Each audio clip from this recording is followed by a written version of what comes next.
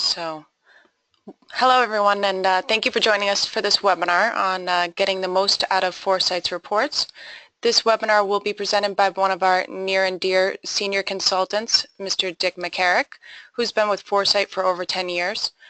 Prior to joining Foresight, Dick spent 16 years at IBM and other companies such as Data General and General Dynamics. Some of his specialties include software, web services, space, and astronomy. Also, before we get started, I'd like to ask that everyone please keep their microphones muted, and if you have any questions, feel free to type them into the chat box, and we will answer them during the Q&A session at the end. Okay, I'll turn it over to you, Dick. Thank you, Alyssa. Hello, and welcome to the webinar, Getting the Most Out of Foresight Reports.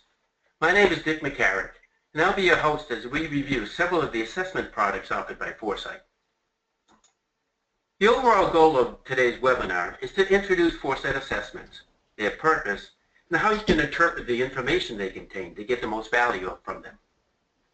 We'll start with a discussion that applies to all our assessments in general. We then briefly list and describe our major assessment products. Next, we'll look at two types of assessments in a bit more detail: the Technology Niche Assessment, or TNA, and the Go, No-Go report. And we conclude the webinar by answering any questions you may have. In putting together this presentation, I had three potential audience segments in mind. One is existing Foresight customers. This may include inventors and technology transfer professionals who have received one or more of our assessments and would now like to know how to best use this information. The audience may also include potential Foresight clients who want to learn more about our products to determine whether or not they can be useful in their own commercialization efforts. Hopefully, today's presentation will inspire anyone who falls into this category to learn more about our company. Please be assured, however, that today's presentation will not be simply one long infomercial about Foresight. Finally, some of you may not have an immediate need for Foresight services at this time, but may want to learn more about how to better prepare your own commercialization assessment materials. Although my goal isn't to deliver a Foresight commercial, neither do I necessarily want to encourage a new generation of Foresight competitors. That being said, I do hope that anyone who's listening in will leave with something useful, irrespective of how you plan to use it. If I've missed anyone, please let me know in the Q&A session at the end of this webinar. In the interest of time, I'm not going to spend a great deal of depth describing Foresight as a company, who we are, and what we do, other than to quote the following from our website. Quote, "Foresight Science and Technology is one of the world's leading providers of commercialization, technology transfer, and due diligence services. Our customers include universities, companies, government agencies, laboratories, foundations, and investors. Our services include launching programs, assessing technologies, marketing and licensing technologies, training and mentoring, and providing operational and technical support." The focus of today's webinar will be on the assessing technologies aspect of that blurb, specifically the variety of written assessment reports we provide. Although there's a lot more to say about our services and products, the description I quoted is a fairly pithy explanation that should provide the necessary context to the topics we'll cover today. To learn more details about Foresight, please visit our website at www.foresightst.com. Now, before I begin, I probably should introduce myself. I've been with Foresight for over 10 years. In that time, I've served a variety of capacities. As senior analyst, I have written virtually every type of standard assessment product Foresight offers on a broad spectrum of technologies. For a period of time, I was also senior editor, during which just about every report Foresight produced passed through my hands. I have also developed and presented training materials for Foresight analysts and technical reviewers. This webinar is sort of an outgrowth of that effort. I am also in the unique position of being married to Lisa Dufresne, who's been with Foresight longer than anyone else other than Phil Spesser.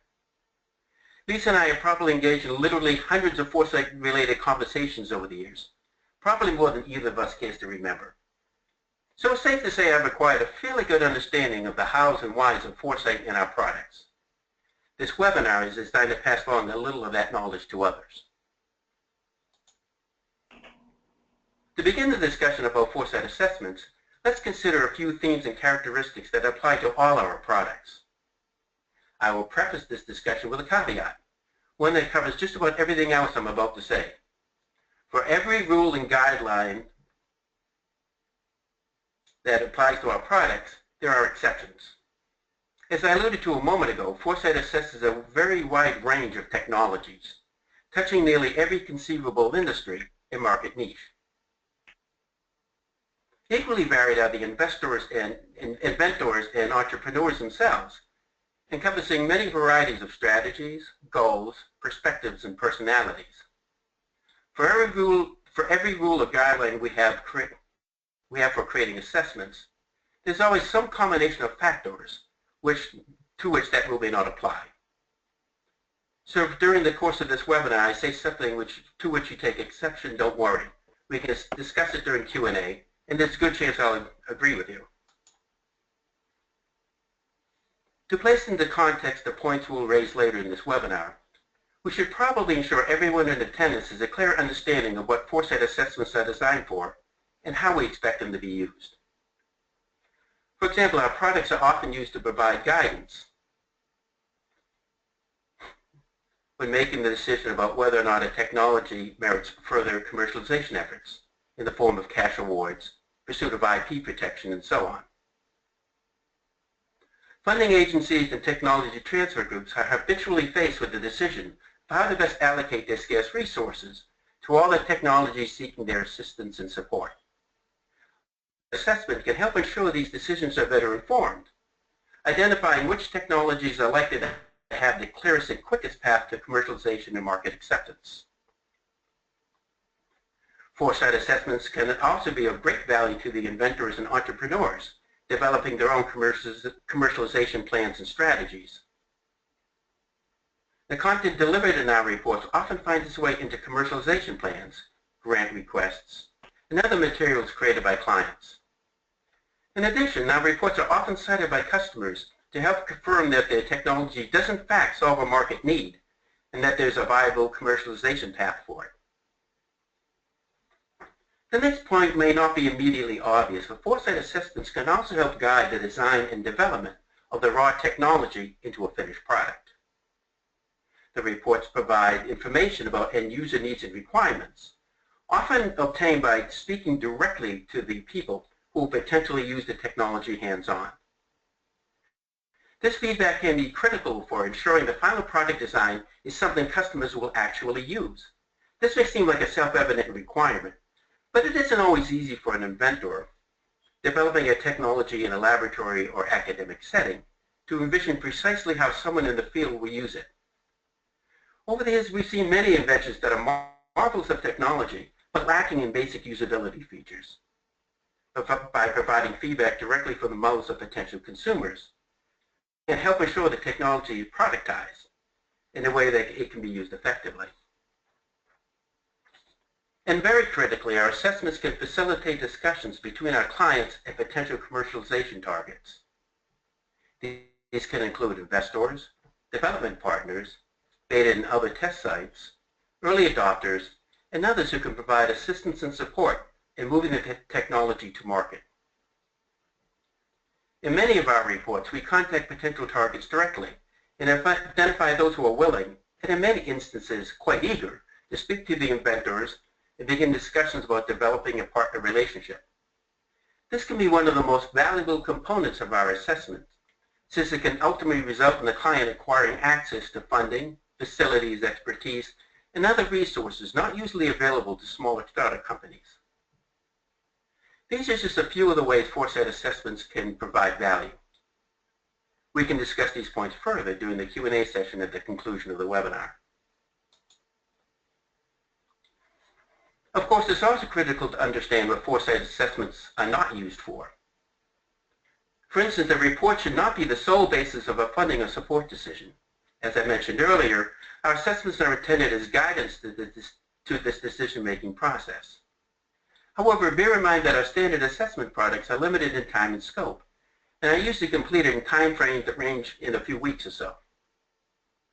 This limited schedule can make it infeasible to deliver a completely exhaustive analysis of every conceivable market factor or competitor.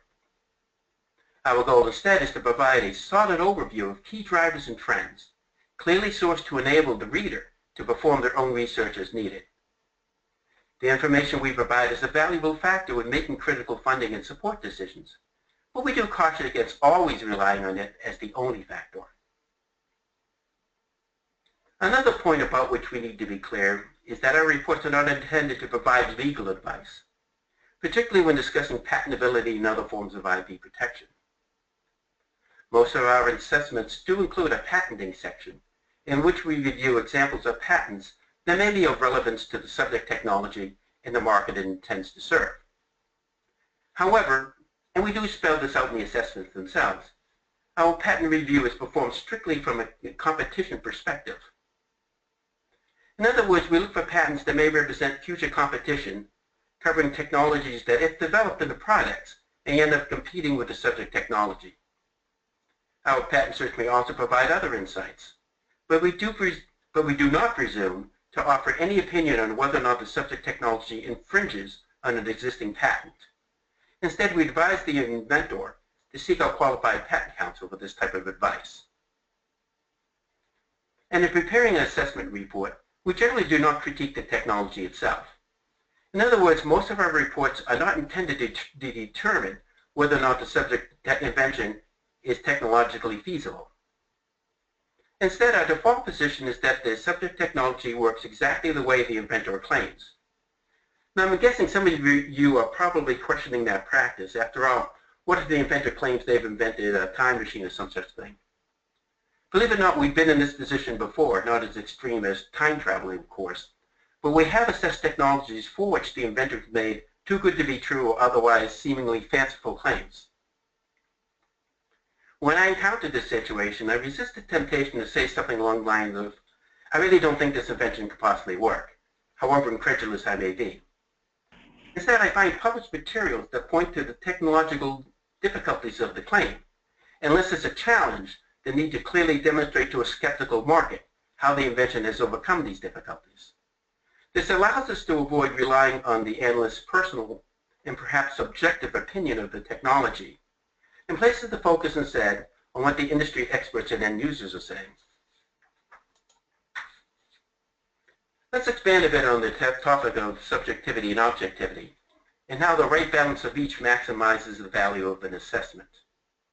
Our reports include a wealth of objective data, often in the form of market statistics, published articles from industry experts, and so on.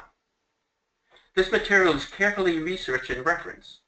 In fact, a common comment we receive from recipients of our assessments is, wow, look at all the footnotes. This information can be highly valuable, but doesn't necessarily tell the entire story. So we synthesize this data and explain what it means specifically to the technology and its developers. This enables us to, in effect, personalize the raw data and present it in a way the client can use. So instead of simply stating, these are the market opportunities and challenges, we can also add, and here's the specific things you need to do to take advantage of the opportunities and overcome the challenges. This synthesis can often be one of the most valuable parts of an assessment and requires a good working understanding of both the technology and the projected market. This is why Foresight selects its analysts based on their technical backgrounds and ensures analysts are assigned projects in their areas of expertise. For example, as Alyssa mentioned at the outset, prior to joining Foresight, I worked at IBM for 15 years. So I often take on the software-related technologies. This combination, informed synthesis built on a thoroughly researched objective foundation, helps ensure each assessment is of maximum value to the broadest possible audience. Now that we've reviewed some of the general aspects of Foresight assessments, let's briefly review some of the standard products we provide. These include the following, listed roughly in the chronological sequence of technology undergoing development process. Will likely need them. The market overview, a quick snapshot of a specific market niche. Go, no-go, the standard Foresight version of what is often called a due diligence report in technology transfer circles. Jumpstart, a review of 3 potential markets for the subject technology. Trailblazer, a report for early-stage technologies in which we contact at least one industry expert and one potential commercialization target. Technology Niche Assessment, or TNA, one of our most popular products designed to provide a more thorough review of the technology's market and also identify one or more potential commercialization targets for it. Deal Advisory, a product designed for technologies that are preparing for the final stages of going to market. For the sake of time, we will run through this list fairly quickly, spending only a few moments on most of these reports. After we've gone through the list, we will discuss two of these products, the Go, No-Go, and the TNA, in a little more detail. These two reports are fairly indicative of our other assessment types, and understanding them will provide a good handle on how to use and understand our other products. The shortest and least complicated of our assessments is the market overview. As the name implies, this is a high-level overview of a specific market. Unlike our other products, market overviews are not technology-specific.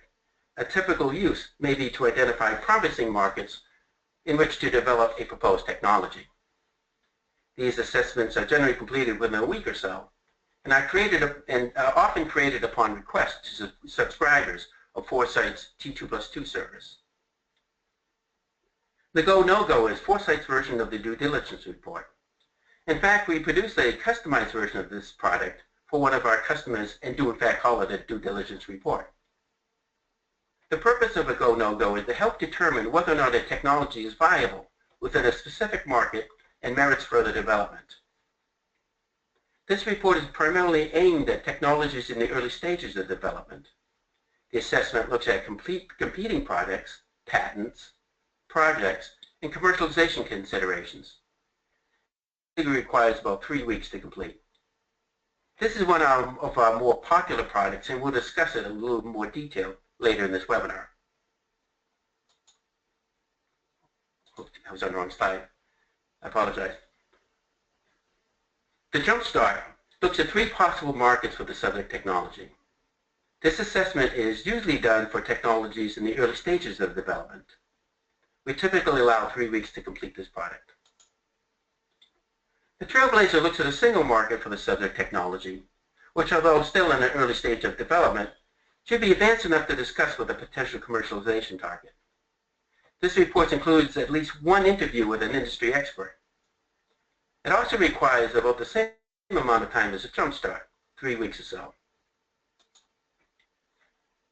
The Technology Niche Assessment, or TNA, is among the more popular and widely used Foresight assessment products. The report examines a single market for a subject technology, which may be in any state of development. This usually includes interviews with several experts and users and potential commercialization targets.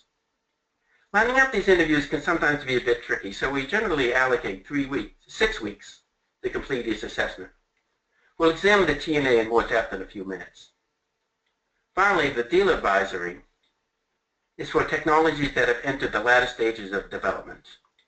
The report looks at a single market for the technology and includes interviews with at least 3 industry experts and one motivated target that is prepared to speak with the client about potential deals. The assessment also provides materials for guiding deal making. Due to the complexity of these reports, we typically allow up to 6 weeks for completion. These represent our most popular standard assessment products. Each can be customized, and often is, to suit the specific needs of a client or technology. To fully describe each of these assessments, what they contain, and how they can be used would require more time than we have here today. So the remainder of my presentation will be devoted to describing 2 of these products, the TNA and the Go, No-Go. If you have any questions about the market overview, Jumpstart, Trailblazer, or Deal Advisory, please contact Foresight. If there's sufficient interest, we may cover these reports in a future webinar. Now let's turn our attention to the Technology Niche Assessment, or TNA as it's affectionately called. This is among the more general purpose and versatile of our products and can be used in a variety of ways. To get acquainted with the TNA, let's take a quick section by section browse through it. So I'll open up the TNA template. and after a cover page with some identification information, the report begins with a summary of key findings. This is a quick synopsis of what we learned during our research. This can be cut and pasted into any materials where it would be useful to provide a quick description of the technology and its potential place in the market.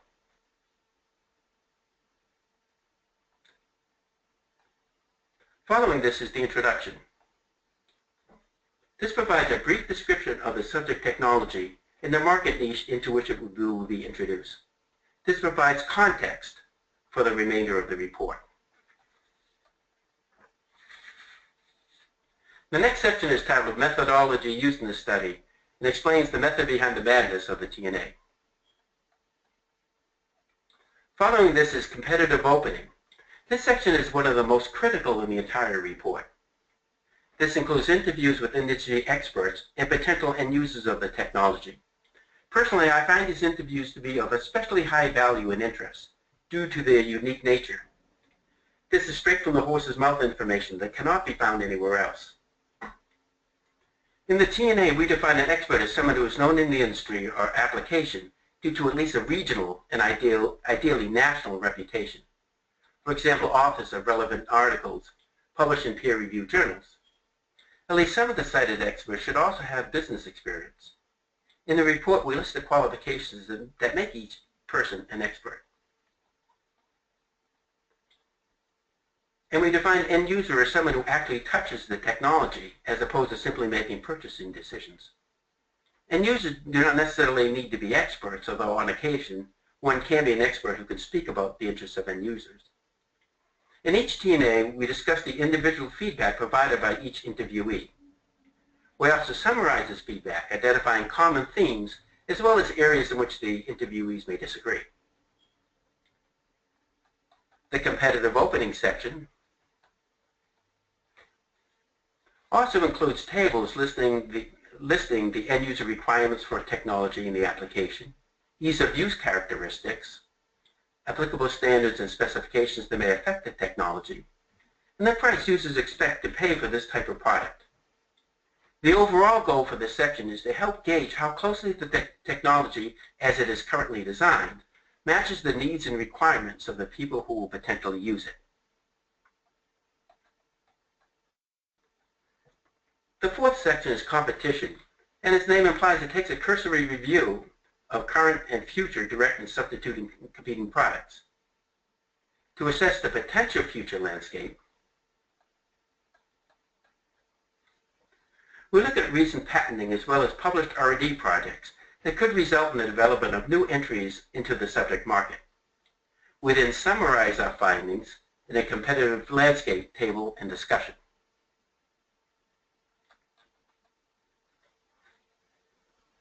Section 5 of the TNA is titled Market, and it describes factors that shape the market in which the subject technology will compete. This includes the size of the market, market barriers, drivers, and other factors. This section concludes with a table listing organizations, publications, and other entities that can provide industry intelligence that may be of use to the development of the subject technology. Section 6 is Entry Strategy. This, I think, is an excellent example of the synthesis I discussed earlier in this webinar. This section presents a narrative of how the developers of the subject technology can go about commercializing it into a released product. The basic message of this section can be articulated as follows. Based on everything we've learned and presented in the preceding sections, here's what you can do to help ensure your technology is successfully introduced and accepted into this market. In this way, Section 6 can be considered a basic blueprint for helping the client develop a more comprehensive and formal marketing plan and strategy.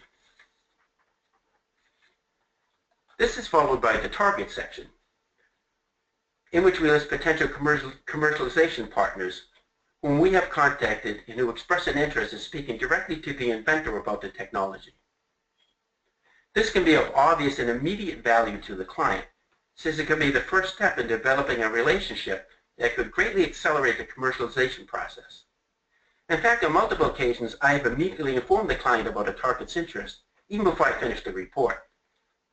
The importance in following up with interested targets at the earliest possible opportunity cannot be emphasized enough.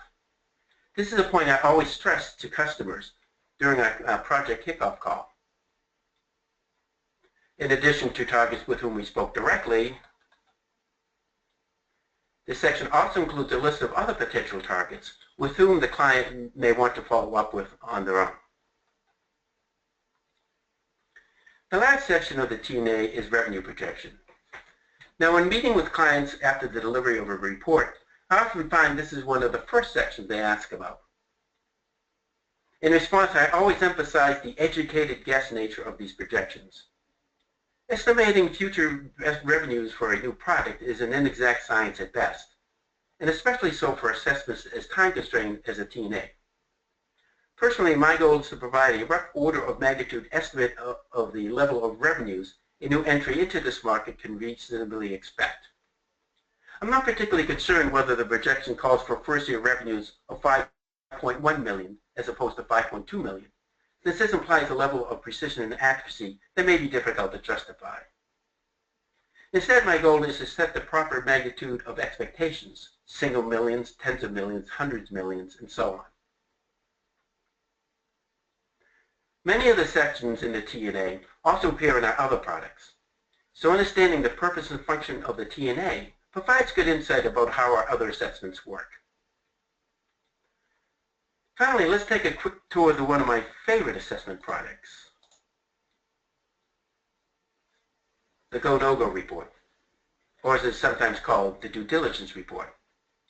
Although not one of the longer Foresight products, it is in its way particularly interesting, especially since it's unique among our standard products in providing a rating system that indicates whether or not the subject technology merits further commercialization efforts.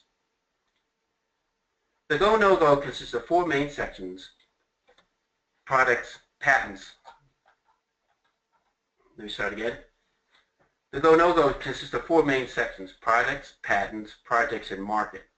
These sections cover much the same ground as they do in the T&A. Each section is assigned a rating, along with an explanation of the factors that went into determining the rating. The report also includes an overall rating, summarized at the beginning.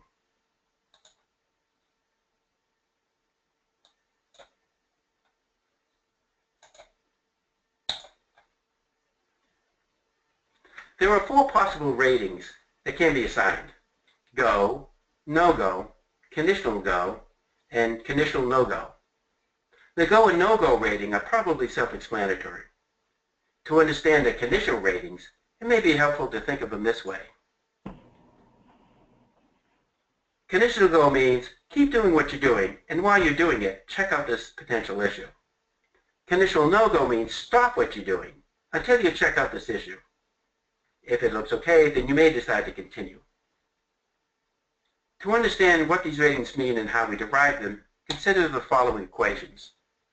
Functionality plus features does not equal go, and functionality plus approach equals no-go. Basically, the first equation means that if a competing technology solves the same problem as the subject technology, and both have more or less the same features and advantages, then the rating cannot be go.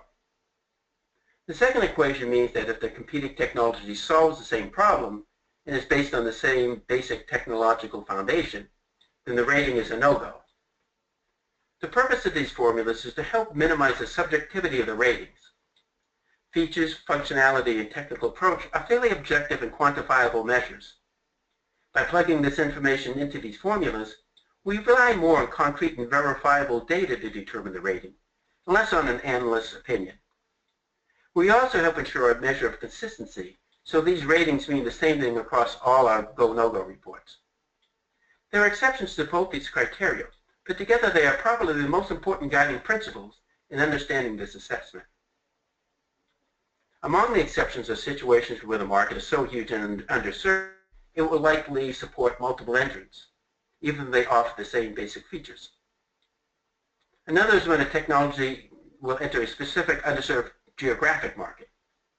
So although these two formulas are very important in helping define metrics for consistent ratings between our reports, they're not always the only factors to consider.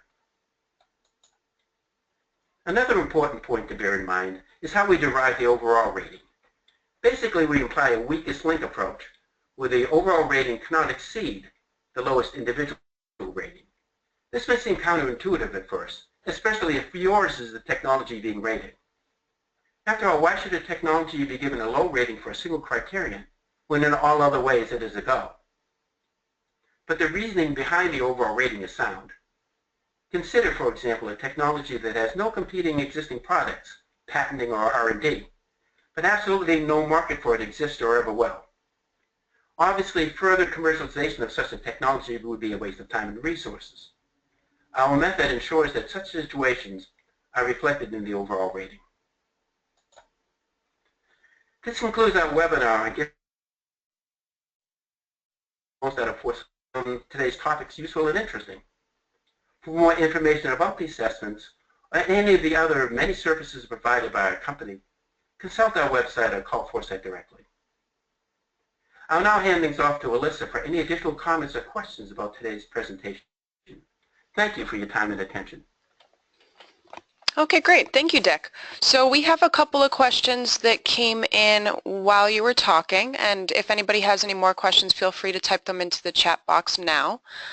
So while we're waiting, here's one of the first questions. We have, how can information from these assessments be used to prepare an investor pitch deck? So a presentation to investors.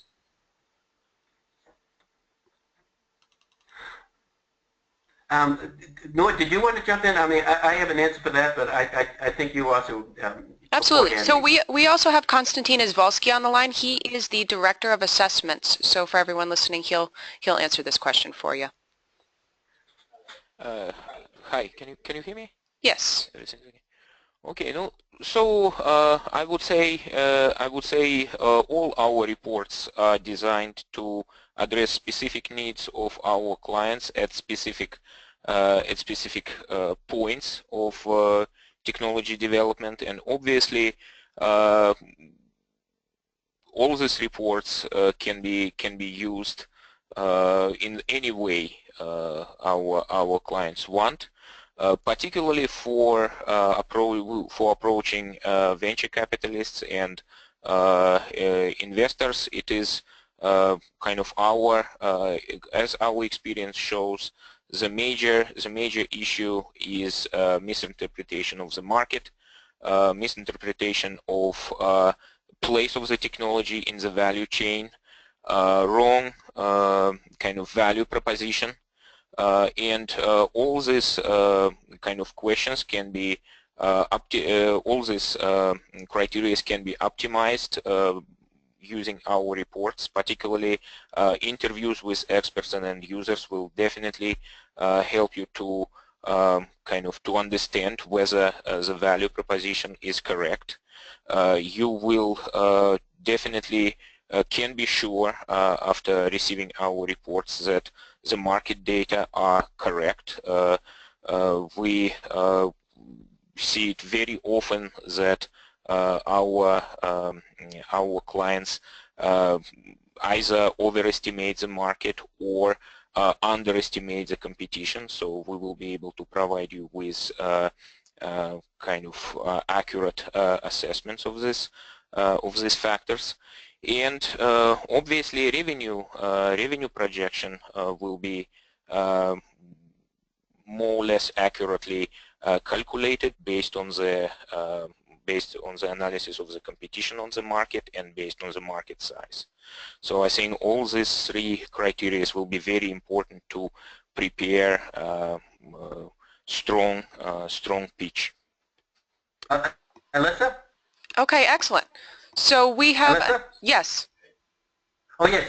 The only thing I would add to that, if I were preparing, a pitch to investors, one of the things I think I would immediately dive into the report to obtain would be I'd be looking at the market drive. I take the market drivers and the market barriers information, and that way I'm presenting up. But here's, as part of my market analysis, here's the good things. Here are the things that favor the introduction of this product.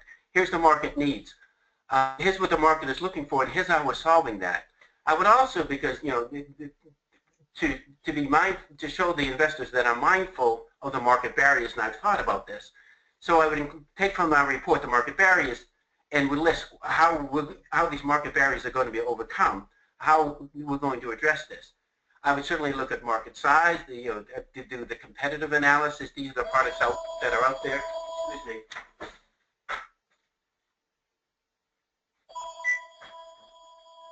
These are the These are the products that are out there, and here's why we're better. This sort of thing. There's a lot. I would just drive into the competition and just show the investors that where I'm superior to the competition. I would look at the market drivers and barriers and show how to address those. I would look at market size. I think the sections, the competition and market sections of the TNA, for example, would be the first thing I would dive into. Okay, great. So we got a little bit of input from Constantine and Dick on that one. Another question we have is, can we use these same types of assessments to evaluate an alternative market or region? For example, I think what they're referring to is if you want just a region such as South Africa versus just the entire globe, can these reports be used for that? Absolutely, and when we have done that. By default, our assessments are global, but we have looked at specific markets. For instance, we've done technologies that deal with with the English language, so we only look at the English-speaking world. We can get more precise than that. I suppose there may be some limit if you're looking for the very specific niche market. There may not be a huge wealth of information about that market. But absolutely, we do focus on segments of the market other than global, the regional or otherwise specific. Okay, excellent. And can you elaborate on how your reports will help Phase 2 SBIR or STTR applicants? I'm sorry, you broke up a bit there. Could you repeat that? Sure. Can you elaborate on how the reports, I'm guessing specifically the TNA, which we usually provide for the Phase 1 awardees, how will these help in Phase 2 applications? I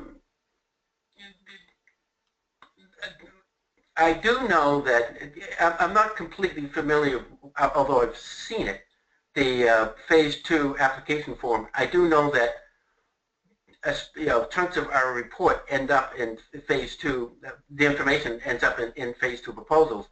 Particularly, I think, the market size, revenue projections, the targets.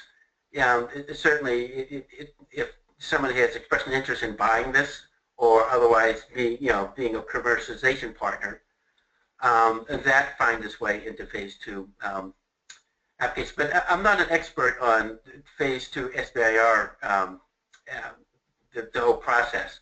So I think that if Constantine is there, he probably could weigh in more informatively than I can. No, what I can say is actually a TNA report has been kind of specifically designed, the template has been specifically designed to address the most important issues which Phase 2 SBIR, STTR applicants face.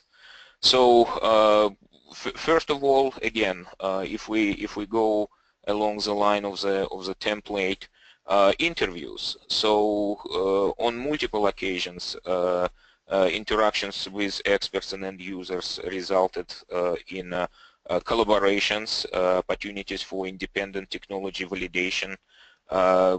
These people can provide potentially letters of support, which are very important for Phase 2 applications. Market, Dick, you're absolutely right. Market data, this section can be pretty much copied and pasted into the proposals, whether it's a NSF SBIR, whether it's a NIH SBIR Phase 2 applications. So market data, analysis of market dynamics, all this analysis of competition, definitely this is a very important part of application. Applicants should demonstrate clear understanding of kind of technical kind of landscape, both from technical standpoint and clearly should be able to clearly demonstrate the advantages the technology provides. So all this information you will be able to find in TNA reports. Target. This is the first phase 2. This is actually the first time when applicants need to show that they can secure industry collaborator. This is the first time when it becomes an issue, and for many, based on our again experience, this is a big issue for inventors, particularly from university labs. So there are no inroads into industry. Foresight provides opportunity to inventors to directly interact with industry, to better understand the process which industry partners have to assess the technology. And again, it can result in the letter of support, in matching funding, in joint development. So this is directly hits the probably one of the most sensitive issues with early stage technologies originating in academic research institutions. So yeah, all this information can be used. It can be used in any way our clients want. I think Foresight has years of experience in finding relevant information, in finding relevant important contacts, and establishing communication channels between inventors and industry. So this is all exactly specifically designed to address issues with SBIR phase 2 applications. Okay, great. Thank you both for your time. Thank you everyone for joining us. This is the end of the session. If there's any additional questions, we have a couple minutes left if you want to put them in now. Let's just give everybody just a minute, but thank you for your time, Dick, and thank you everyone who participated and submitted your questions. If anybody has any questions in the future, you can feel free to email us or visit us at www.foresightst.com, and we'll be happy to answer your questions. All right, it looks like that's it, so I will go ahead and end the meeting. Thank you, everyone.